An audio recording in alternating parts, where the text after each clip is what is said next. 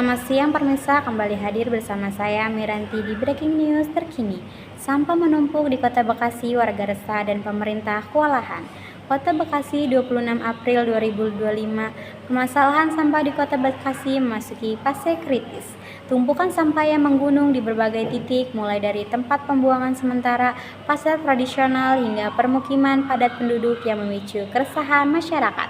Kondisi ini diperparah dengan munculnya bau tak sedap, populasi lalat, dan tikus yang mengancam kesehatan warga.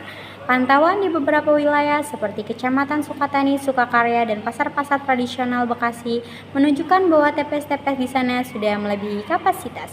Sampah-sampah rumah tangga, limbah pasar, dan plastik sekali pakai berserakan hingga menutup badan jalan. Situasi ini menimbulkan kemacetan dan memperburuk kualitas udara di sekitar. Menurut data Dinas Lingkungan Hidup, produksi sampah harian di Kota Bekasi mencapai 700 ton, sementara kapasitas angkutnya hanya 420 ton. Ini menyebabkan sisa sampah terus menumpuk setiap harinya, membentuk gunungan baru di banyak TPS. Masalah semakin diperparah dengan kurangnya tempat pembuangan akhir yang memadai. Dampak dari krisis sampah ini tidak hanya mengganggu kenyamanan warga, tapi juga berdampak pada kesehatan masyarakat.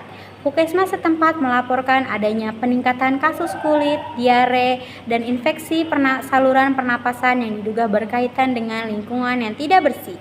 Pemerintah Kota Bekasi telah mengarahkan langkah darurat untuk mengurangi tumpukan sampah seperti menambahkan si petugas kebersihan dan menyewa truk tambahan dari pihak ketiga. Namun, langkah ini dinilai belum cukup. Sampah baru terus berdatangan seiring meningkatnya aktivitas warga. Sementara itu, beberapa aktivitas lingkungan melakukan protes di depan Balai Kota Bekasi. Mereka membawa poster bertuliskan "Sampahmu tanggung jawabmu" dan "Selamatkan kota dari krisis sampah". Aksi ini bertujuan untuk mendesak pemerintah untuk segera mengatasi persoalan tersebut secara menyeluruh. Selain pemerintah, masyarakat juga dinilai penting memiliki dalam mengatasi krisis ini. Banyak warga yang masih membuang sampah sembarangan ke sungai dan lahan kosong. Padahal tindakan tersebut memperparah pencemaran dan memperbesar resiko banjir saat musim hujan tiba. Di beberapa kota Bekasi di Indonesia, pengelolaan sampah berbasis komunitas dan bank sampah terbukti cukup efektif. Konsep ini juga bisa diterapkan di Bekasi untuk membantu mengurangi volume sampah yang dibuat ke TPA dan sekaligus menciptakan nilai ekonomi bagi warga. Sementara krisis ini masih berlangsung, para pedagang di pasar-pasar tradisional mengeluh penurunan jumlah pengunjung. Orang malas ke pasar karena baunya.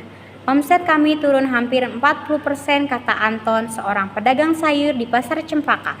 Jika tidak segera diatasi, krisis sampah ini berpotensi memperparah kondisi kesehatan masyarakat, merusak ekosistem kota, dan menurun daya saing Kota Bekasi sebagai kota layak huni. Pemerintah dan masyarakat kini berpacu dengan waktu untuk mencegah bencana lingkungan yang lebih besar. Sekian dari saya, terima kasih dan sampai jumpa.